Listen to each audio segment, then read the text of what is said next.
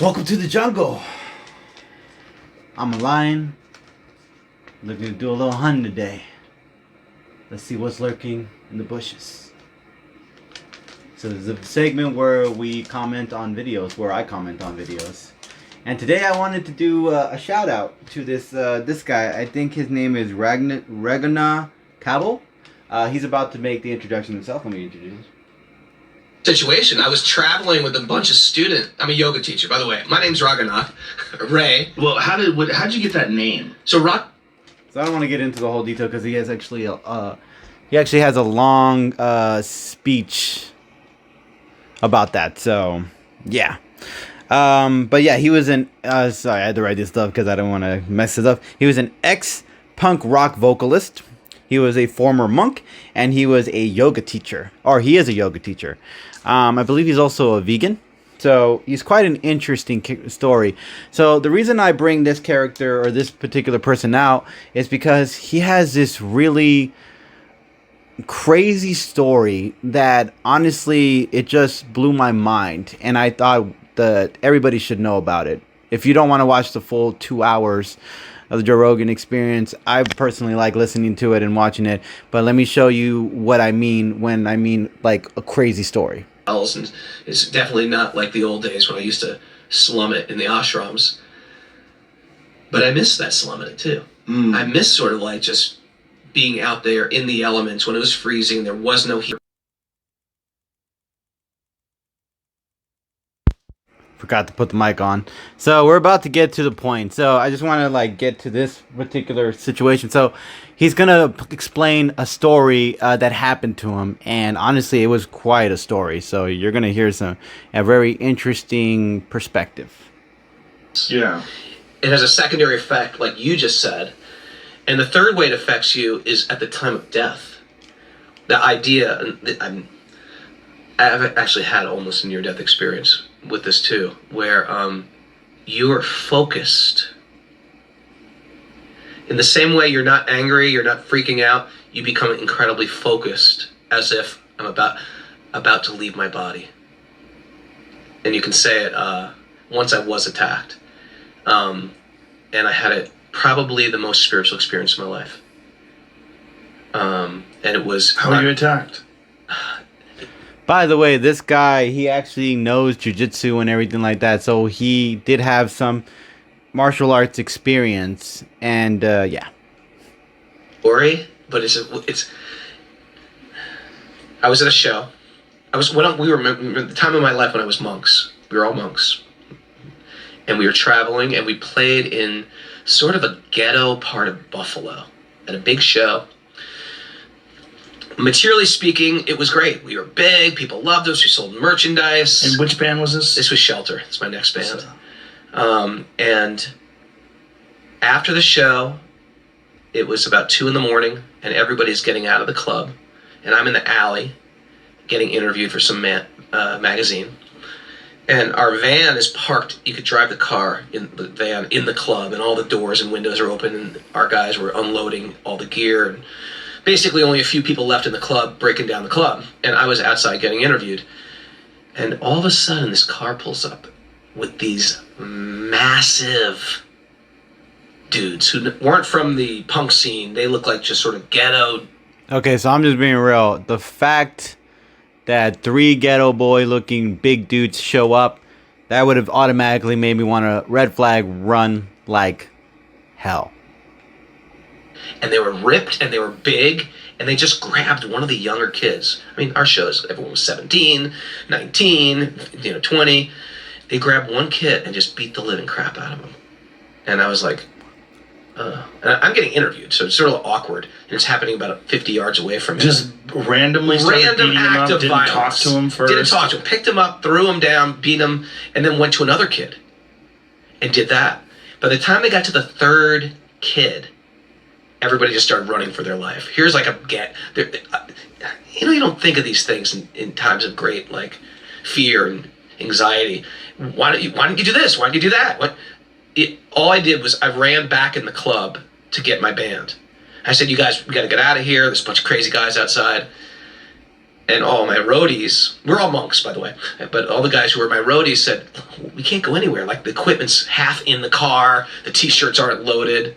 And all of a sudden, the bad guys, their car drives into the club and parks like a T, blocking our van, so we couldn't get out of the club any longer.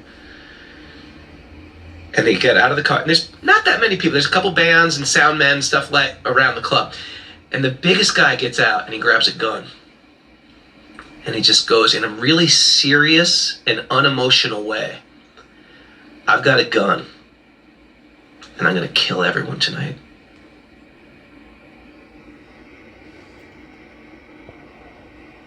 I got a gun, and I'm going to kill everyone tonight.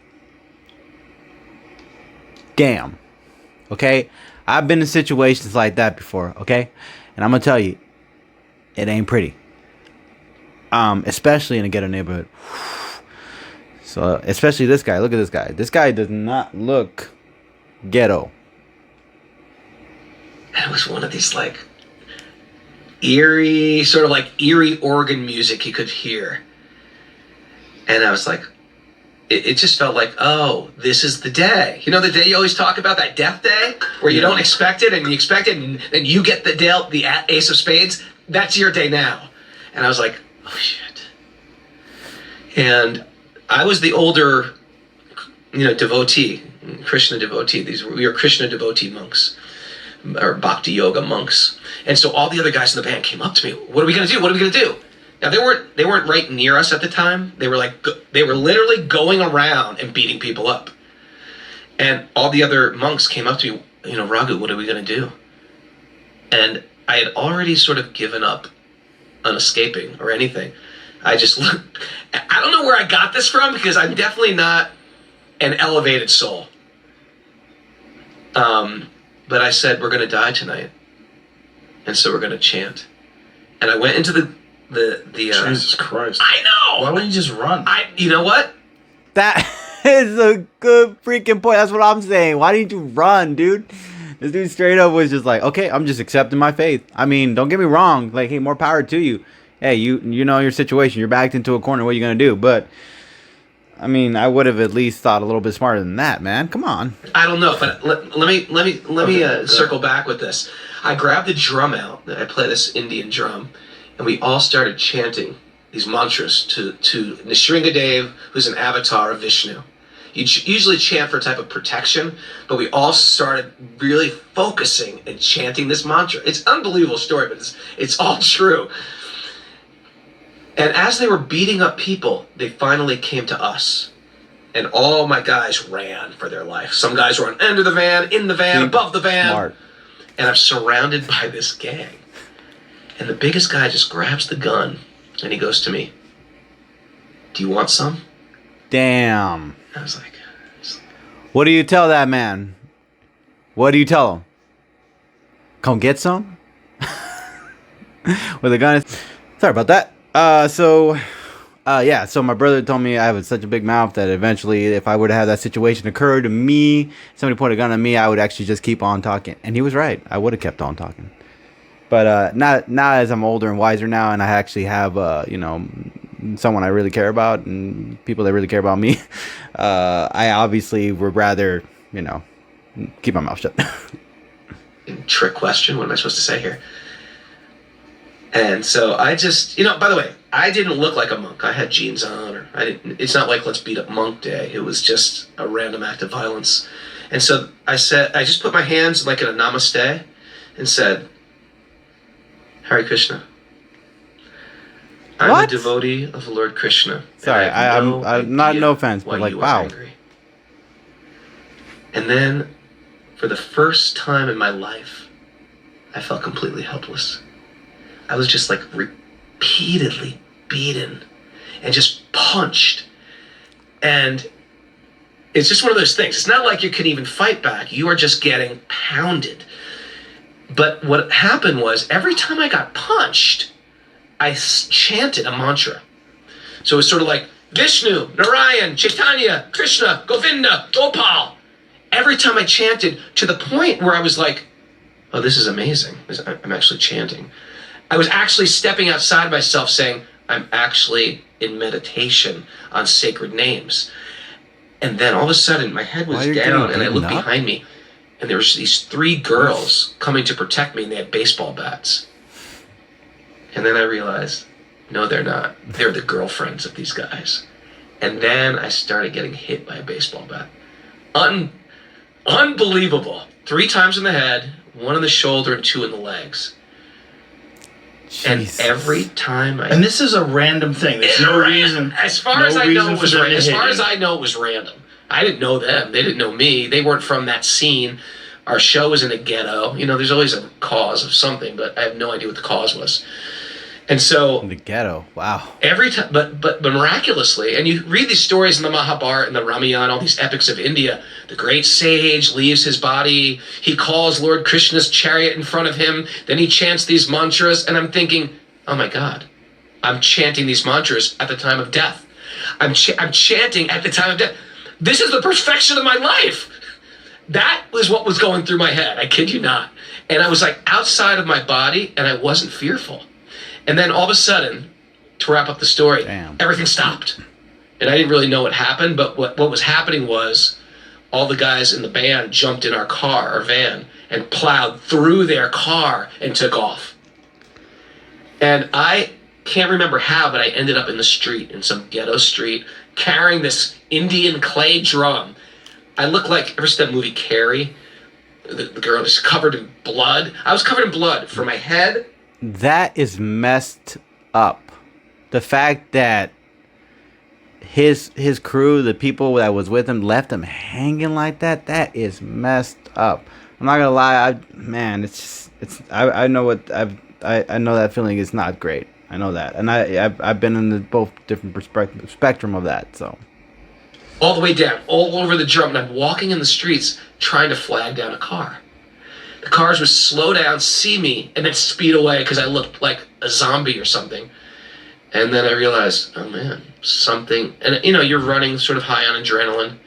I remember being very lucid, and I went over to some light I saw. It looked like a garage where they fix cars or house buses or something, but it was open. And there was a man in a booth, and I said, sir, you have to call the police. Because I thought my friends now were getting beat up or killed or whatever. And I said, yeah. This guy's not even concerned about the fact that he's bleeding to death, asking for a hospital or an ambulance. He cares more about the concern of the safety of his friends. That is unbelievable. My friends are in trouble. And the guy literally looked at me and just said, even when he left him hanging. I'm busy. And I said, listen, you got to call the police right now. And if you don't mind, I'm just going to hide in this booth because I think these guys might come back and kill me.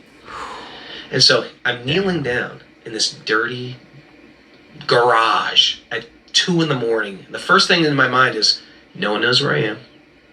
My mother doesn't know where I am. Friends don't know where I am. My band members don't know where I am. They could be getting killed. And everything was so good today. Like, I had a great day. And now it's over, like a dream. And I even have these lyrics that were like, this world's like a dream. It's not what it seems. We think it's solid, but it fades. I was like, my self-talk became a prayer. And I started saying, I really wasn't expecting to die tonight. No one ever is. But that's what the dream is. It seems real, and now it's over.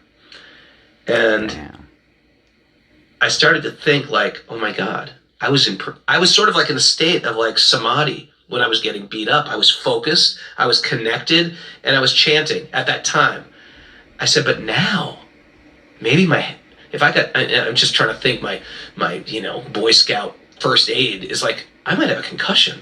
My brain's gonna swell. I'm gonna fall asleep, and then I won't be in meditation. And I started saying, I started praying sincerely, Krishna, I wasn't expecting to die tonight. But you were so kind, considering I'm not evolved, to enter my lips so I could just chant. So please, don't let me die with a concussion. If you want to take me, please take me right now. And with all sincerity, I started chanting these prayers that I had memorized, these very beautiful prayers from an ancient book. But they were prayers. Sorry about that. Had to pause for a second. We're gonna continue. And I started chanting these prayers.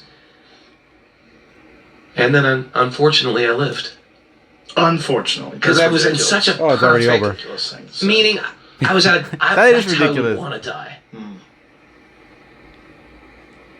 So there was no. Okay, so that's. I mean, for me, that's a little. Okay, so, let's just end it with that. I'm just gonna say this. It is.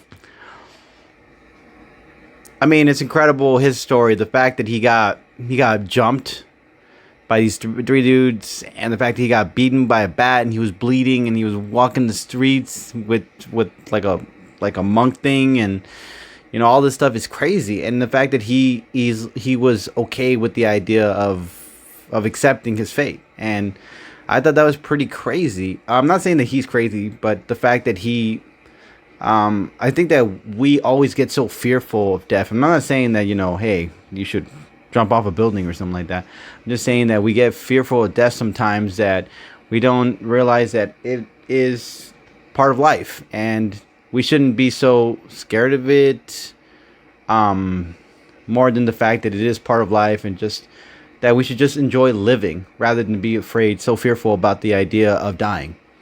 So I'll just leave it with that.